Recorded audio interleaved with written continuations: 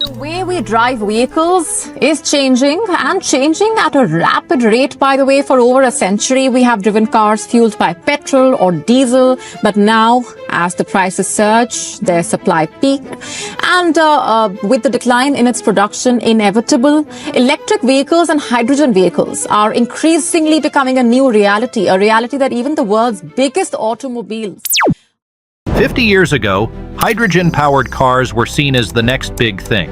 People thought, soon I'll drive this car. Even governments and companies spend billions of dollars on this project. But fast forward to today, and while electric cars have taken over, hydrogen-powered cars are still fighting to make their mark. High costs, limited infrastructure, or production challenges. What's really stopping hydrogen cars from taking off? Stick with me to find out if hydrogen-powered vehicles are the future, or if they'll just remain a headline in the news. But first, let's go back in time to where it all started. In the 1860s, a Belgian inventor, Etienne Lenoir, built a car he called the Hippomobile. It was the first time someone used hydrogen fuel for transportation. While others had tried before, Lenoir was the first to make it work. But unfortunately, you won't find it parked in anyone's garage today, because it didn't become a hit back then. But Lenoir's work showed that hydrogen could be used in a new way, and it was the first step towards cleaner fuels for vehicles. So long after it, in the 1970s, the world again started paying attention to hydrogen. This time, it was because of growing concerns about the environment. People were looking for cleaner energy sources, and hydrogen seemed like a great way. Governments and scientists began thinking, why not choose hydrogen to fuel our cars?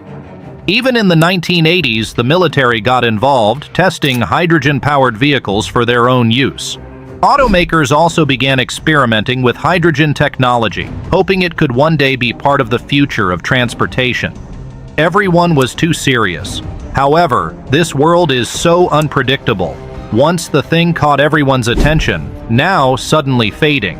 And the main reason was electric cars.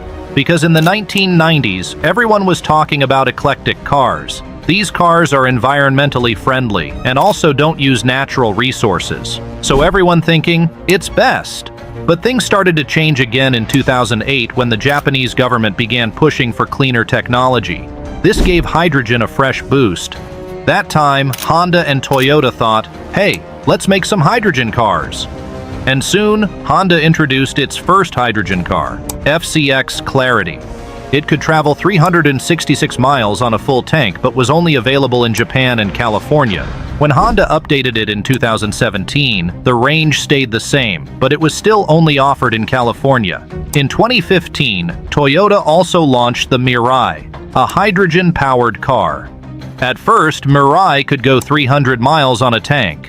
But amazingly, by 2021, they updated the Mirai that could travel up to 400 miles per tank. It's priced just under $50,000 and offers better range and power. These cars are trying to make hydrogen technology more accessible to everyday drivers. But the problem is, how do we make hydrogen work on a mass scale? Today, companies like General Motors, Hyundai, and yes, even Ferrari are still putting a lot of money into hydrogen. They're all curious about what hydrogen can do. But hydrogen, unlike electricity, isn't easy to produce, store, or distribute. It requires a lot of investment and infrastructure, and that's a great challenge for the future. General Motors has committed $35 billion to hydrogen fuel cell development, EVs, and autonomous driving through 2025. Honda also has contributed $85 million in a joint investment with GM by building a fuel cell development facility in Michigan. Later this year, Honda is bringing out its hydrogen-powered CR-V EF-CEV in California. They plan to sell about 300 of these SUVs each year and even cover up to $15,000 in refueling costs to attract buyers. But despite all this investment, still consumer-facing hydrogen vehicles remain limited, and people are confused about whom to blame. Chris Martin, Group Lead of Technical, Safety, and Regulatory PR at Honda, says, "Our primary activity in hydrogen, frankly, is not FCEV right now. Instead, they're working on building up the whole hydrogen economy. They think FCEVs will be important for personal transportation in the future, but first, they need to create the right infrastructure to support everyday drivers. For now, Honda is starting with commercial vehicles. They've just introduced a hydrogen-powered Class 8 semi-truck that can drive up to 400 miles on a single tank. And this is just the beginning, because Honda hopes to produce more hydrogen-powered trucks. Also, industries that use a lot of diesel have goals to cut emissions, and hydrogen could be the answer they need. Once hydrogen is more common in these industries, Honda believes it will eventually become available to regular consumers. We still have a long way to go before hydrogen is a practical option for everyone. One major challenge is how we produce hydrogen. Right now, making hydrogen isn't very clean. As of 2021, over half of hydrogen in the US came from natural gas and coal, which aren't environmentally friendly. And this is also a big hurdle why we're not watching hydrogen cars on the roads. But there's hope. If we could use excess energy from solar and wind, we might be able to produce clean hydrogen. The National Renewable Energy Lab even shows that we can make up to 1 billion metric tons of hydrogen a year with renewable energy. But this kind of clean hydrogen production is still several years away. Also, there is a problem with the prices. And you won't believe, hydrogen prices went through the roof earlier this year, hitting a whopping $36 per kilogram. That means if you're filling a Toyota Mirai, which guzzles about 5.6 kilograms of hydrogen, you'd be looking at a bill of over $200. Sure, you can drive about 402 miles on that, but that's like paying 50 cents for every single mile. And when you compare it with those trusty hybrid cars like the Toyota Prius, they're a bit easier on the pocket, costing you somewhere between 15 and 18 cents per mile. But if you're using a Tesla Model 3, it is even cheaper, clocking in at around 10 cents per mile. So, yeah, hydrogen is the option, but it's definitely not winning any awards for affordability right now. Maybe you're thinking, we're so advanced, so why not use other methods? Yes, some methods are available, but they're even more costly. Producing hydrogen through electrolysis, where water is split into hydrogen and oxygen, requires a great amount of energy, with around 60% of that energy being lost during the process. This makes it inefficient and keeps the cost of hydrogen high compared to fossil fuels and renewable electricity. On top of that, building hydrogen stations is expensive, with each one in California costing at least $6.5 million. In contrast, EV charging stations cost just $110,000 each.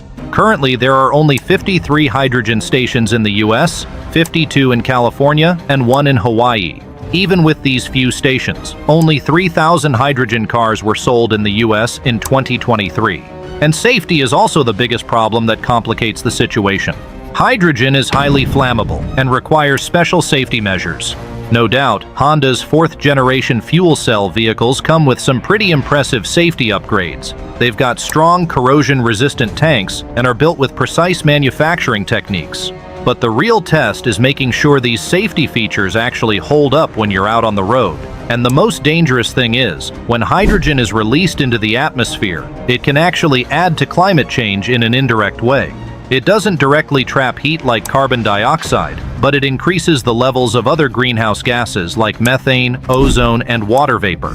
This leads to extra warming of the planet. So, even though hydrogen is clean when used, we still need to be careful about how we handle and manage it to avoid these indirect effects on the environment.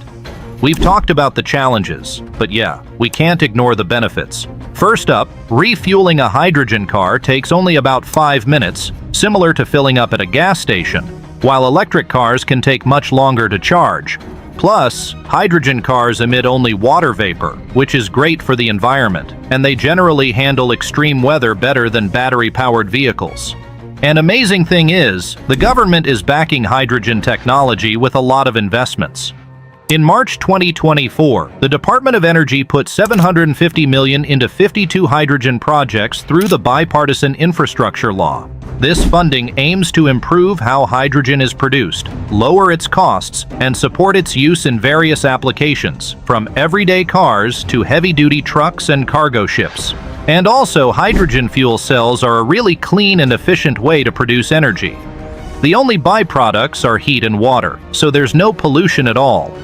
Unlike biofuels or hydropower, which need a lot of land, Hydrogen doesn't take up much space to produce. NASA's even using hydrogen in space missions, where the water it creates is actually used as drinking water for astronauts. It's a non-toxic and much safer alternative compared to things like coal, natural gas, or nuclear power. NASA has become an expert in safely handling hydrogen, whether it's storing it, transporting it, or using it for rocket fuel. Now, as NASA prepares for future missions to the Moon and Mars, hydrogen's role is expanding. Instead of just being used for rockets, it could be extracted from water or soil on other planets. This hydrogen could power vehicles, provide electricity, and even create oxygen for astronauts to breathe, helping reduce the need to send supplies from Earth. NASA is also developing new types of fuel cells that run on hydrogen. These fuel cells could become small, reliable power sources for future spacecraft or even space habitats. So, what's next for hydrogen cars? The journey to making hydrogen an option for cars is still underway, and there are hurdles to overcome, like high production costs, limited refueling infrastructure, and safety concerns. But history shows that technology can change quickly. Look at how electric vehicles went from niche to mainstream in just over a decade. If we invest in hydrogen with the same passion as we have for electric vehicles, hydrogen cars can become common on our roads within the next few years. I hope you like this video. Please give it a thumbs up and subscribe to our channel. See you in the next video.